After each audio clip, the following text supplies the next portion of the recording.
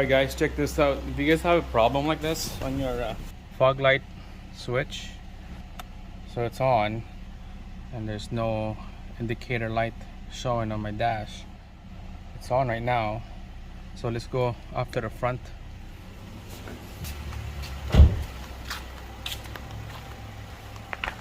The light doesn't turn on at all.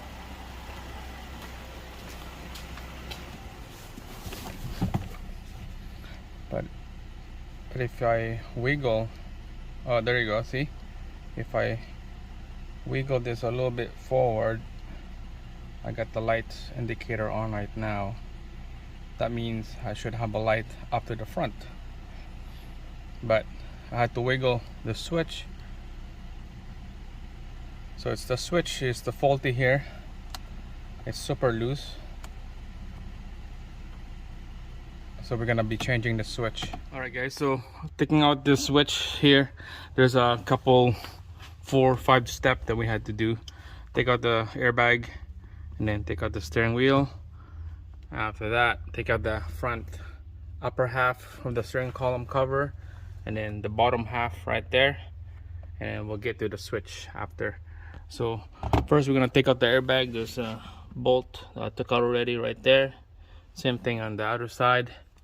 Alright, so the bolt that on there on the airbag is this style right here. Tools that you need is this star shape, like an Allen key, but it's star. So there's one over here, one on the other side, and then this airbag will come out loose. So we're just gonna have to pull this locking tabs here, and then we'll take out this airbag after. So just put a flat screwdriver and then this whole thing will come out. Alright, there we go.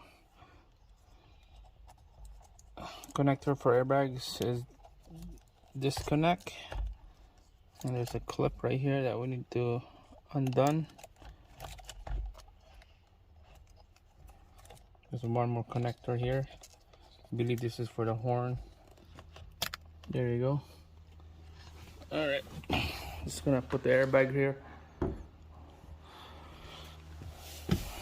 Alright, so there's a big nut right there we need to take out. Okay, so that nut, we're gonna use 22 sockets on this one right here. Nice and snug. That nut will come out easy. But first, taking out the nut, we're gonna have to put a marking on the steering column here with the steering wheel. So this is the part of the steering column, this stud right here. So we're gonna put a mark, just a line like that, and then a line on the steering column, so we know that those two lines match together, so that when we put the steering wheel together, these two knots right here will line up together. Okay, so make sure you put a mark on there. You can use a field marker or anything that you put a mark on it. Alright, there's my mark. You can see there's a line up.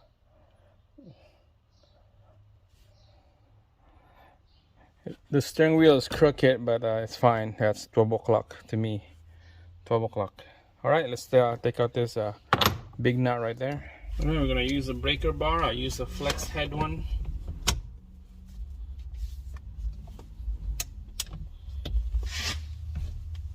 Okay, it's pretty easy. It came out. Wasn't that bad.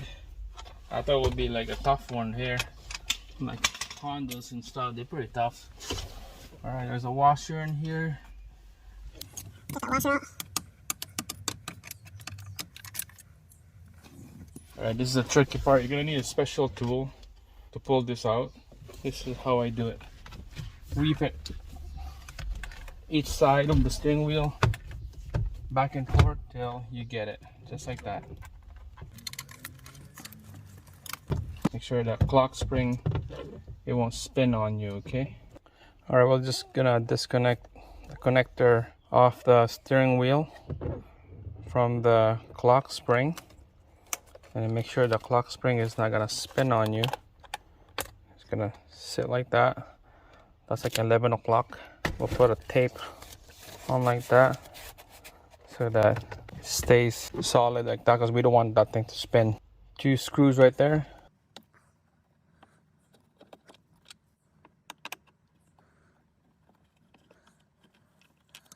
And then there's a couple screws down here that we need to take out.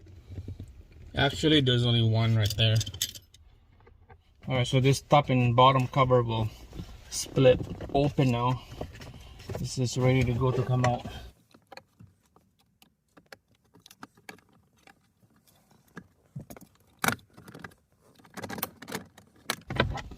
Alright, split that open just like that. Alright guys, so this side right here, there's a little tabs that you just push it down, and this clock spring will disengage away from the steering column. And then there's one on the top, just like that. Don't let that thing spin on you. Don't let it spin like that. Okay, so just put the tape back on. So I did not disconnect the wire, just leave the wire hanging in there. You don't really need it. Just put the tape like that and you're good. So let it sit and hang. The multifunction switch is all exposed. Check it out. This is the one that we need to change right here. It's super loose. Alright, so we're just gonna have to take this out now. There's a screw up top here and screw in the bottom. Let's quickly take those out. Screw is out. Alright, so when the 2 screws is out, there's a little connector on this side here that need to come out. And then there's a connector on the other side as well that needs to come out right here, okay? Alright, so 2 connectors is disconnect. Screw on top and bottom is loose. Slowly peel this off, just like that. There we go. Alright guys, there we go. This is the faulty one. Easy taking this out of the steering column. Alright, so I got another one right here. This is the used one, and then this is the bad one.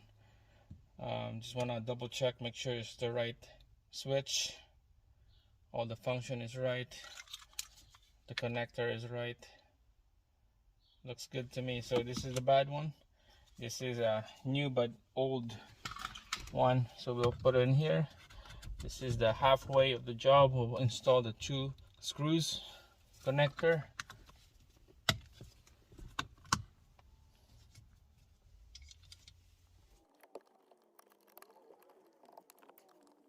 Alright guys, nice and snug on those 2 screws, okay? Top and bottom. There you go. Connectors at the back is good. I'll put the clock spring now. There's the tabs on the top, and tabs on each side down here. Press it down, and while you're pressing it down, push it in, and there's a click right there. Make sure the top clicks to the housing of the switch right there. Okay, this is the tabs right there I'm talking about. Make sure that one's hooked on the housing of the switch.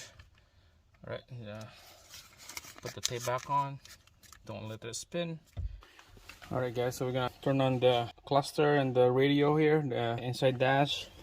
You're gonna see the reflection on the car right there. And then now the low beam. Okay, we got the low beam lights indicator on the dash. There you go. Okay, on and off. So that should be on the front, and it is on. That yellow down there, it's working perfect. So that's a good switch. Used but new, good switch. Signal, signal.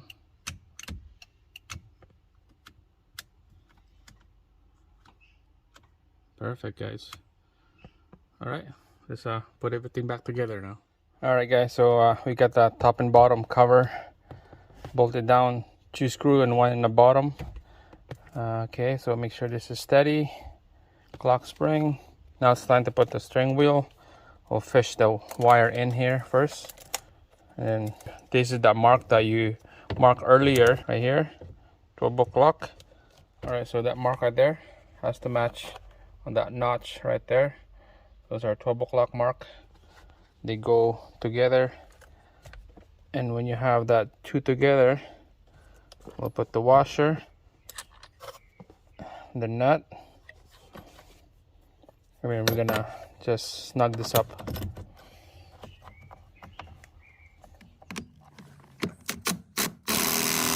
Okay, we're gonna use a ratchet and snug it up again. Well, just use a breaker bar to get a good snug. All right, airbag is next. So this black connector here, connect it to the clock spring. Don't forget that. The little tiny black wire is the horn. Goes on the top of the airbag. The orange and the black. Orange to go to orange. Press it down and then secure it with the connector on the side, just like that. Okay. All right, we're gonna put the bolts on this side and same thing on the other side, and this is done.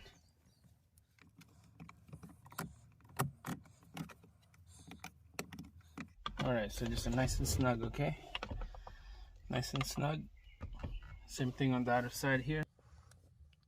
All right, guys, there we go. Nice and tight.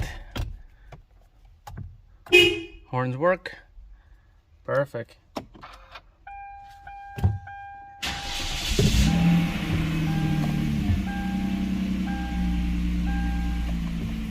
Wipers work.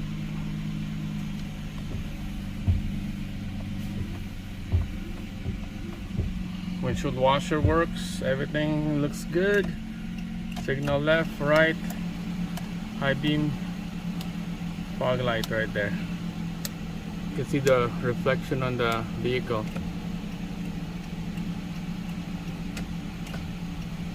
Perfect. That's it. That's how you change multifunction switch on this Genesis. Oh, same thing as a BK2, I guess. All the same. That's it, guys. Thanks for watching, and then make sure to subscribe. See you guys again on our next episode.